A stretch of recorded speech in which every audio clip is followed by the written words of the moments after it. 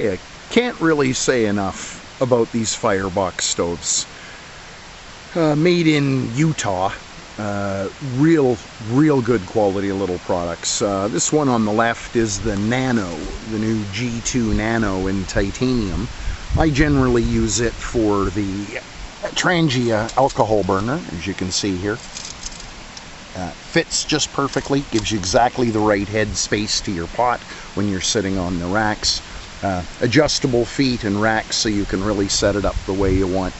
I usually use this one just for bringing water to a boil. Its bigger brother here, the 5-inch G2, just an incredibly efficient stove. We'll be firing that one up to do some cooking on in a little bit. Just a couple of the growing list of accessories that are available for it. Well done, Steve. A heck of a product, brilliant design, really efficient, works like a charm. Tiny little bit of wood. You can burn sticks, twigs, briquettes, just about any fuel. And of course the Trangia will also fit perfectly inside, using a couple of the provided what they call fire sticks. Very useful little tools. Wonderful product.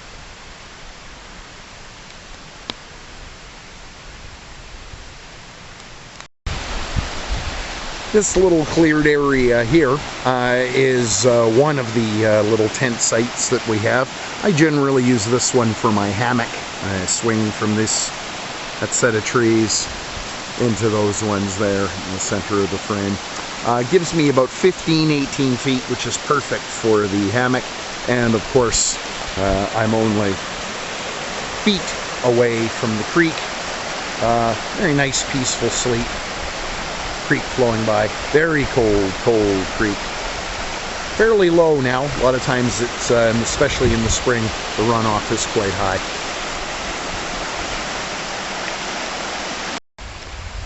And even here, not far from the campfire itself, we've even set ourselves up a very rudimentary little kitchen. A couple of flimsy tables, but they'll do the job as long as we don't put too much of a load on them. Works very handy. Flat surfaces are awesome. It's an old hobo stove that I made out of tin cans, probably 3 years ago now. Fired it up, burned pretty efficiently on the old rocket stove design, but hard to compete with the firebox stove now that I have it. Now, essentially with the firebox, when you want to make embers, I'm going to be cooking a steak in a little bit. I want embers. I don't want big flames. I want lots of hot coals. So I've got some hardwood that I pre-cut at home, brought it with me. Obviously, you're not going to be carrying wood with you all the time, but this is just a little day trip, so I brought some pre-cut, nice dried hardwood from home. And this will produce fantastic embers.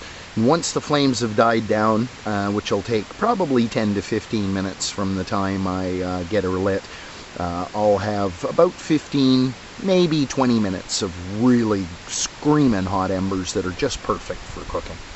More on that later.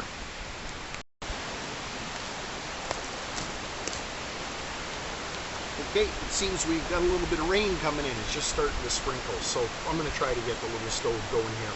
All I've done is filled it with the hardwood, and I fluffed up a couple of cotton balls so to have a little bit of Vaseline. And you can bring 1,000 of those with you. And we're going to see.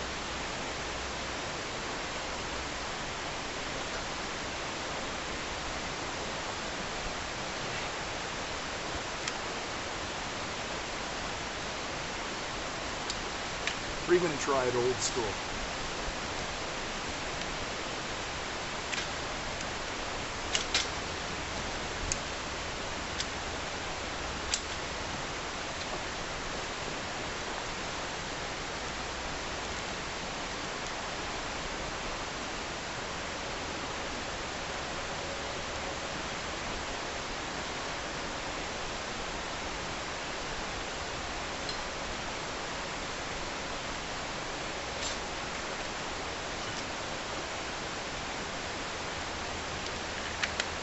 Always put the fire still open.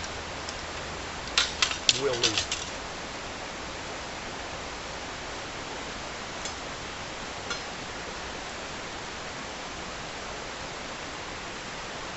So once the small wood starts to burn, the little pieces will all drop down in, and you'll get the Swedish fire candle effect going.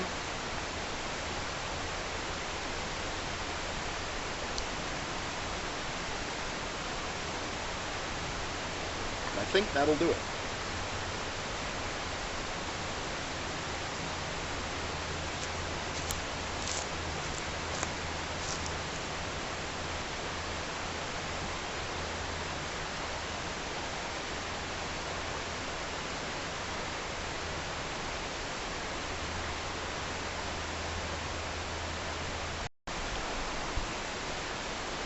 Right now it seems we're just starting to get some fire coming up from the bottom on the opposite side. You can see there's a little bit of rocket stove effect going on.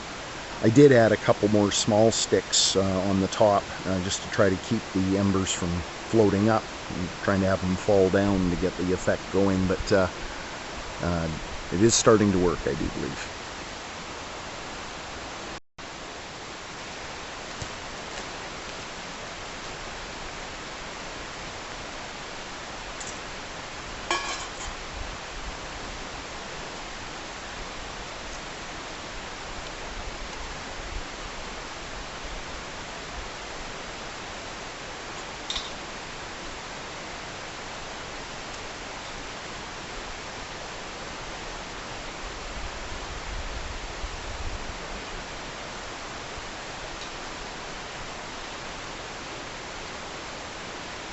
Okay, so now I have the Trangia burner here ready to go.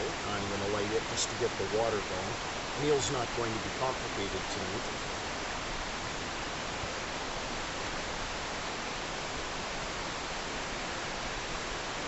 Once the Trangia runs for a little bit, it will start to develop a different shape of flame. The flame will begin to come up with small pinholes rather than a less intense flame. It only takes a moment or two.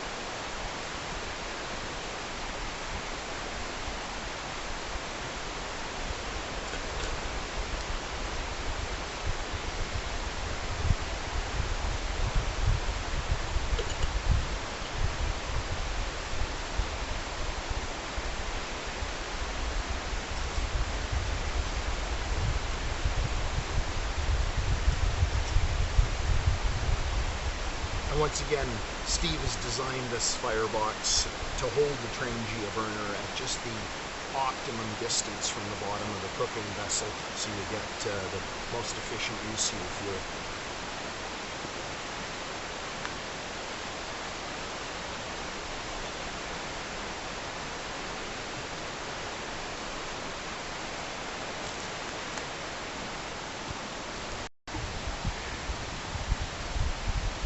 As you can see here, we're really starting to get some fire coming up from the bottom, and that of course is the beginnings of what will become perfect coals for cooking my steak. Well, the good news is the rain has stopped. Didn't get any sprinkles here underneath the canopy, and it seems to be brightening up. So just a little passing band.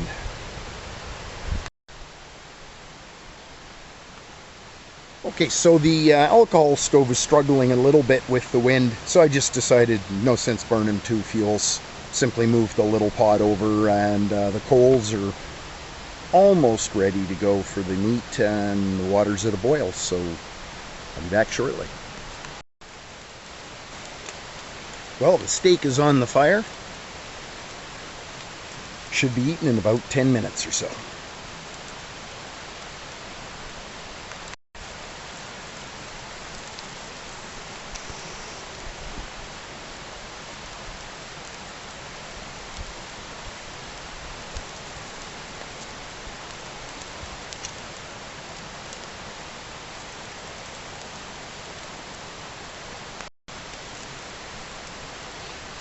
Okay, so we'll see if we can do this successfully. Boy, this isn't fraught with danger. Let's try to flip the steak. Ooh, doesn't look like it's stuck at all. Well, just a little bit at this end.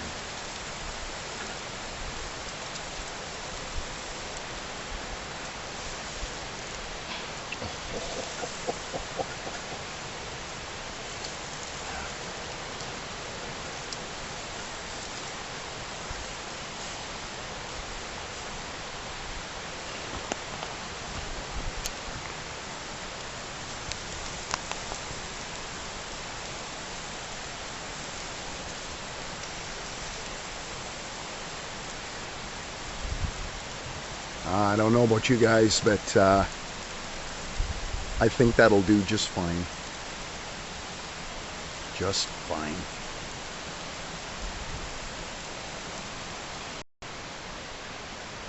Well, it may not be steak and lobster, but at least it's steak and mashed potatoes.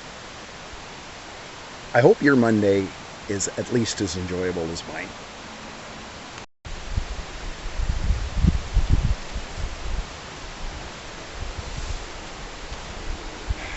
Once again, a nice Monday spent out in the woods, trying to document this stuff. Eventually I'll learn how to drive a camera.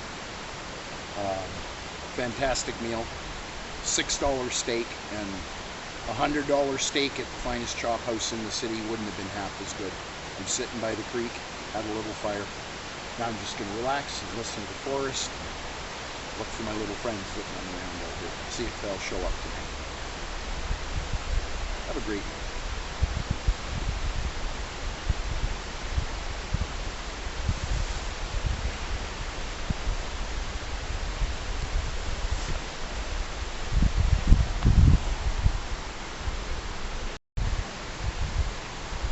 Okay, so the stove is pretty much burned down. It's still just a touch warm, but we can see very little stuck on the grill. Of course, I've used the grill several times, but let's just pop that off and we can have a look at the ash, what's left inside.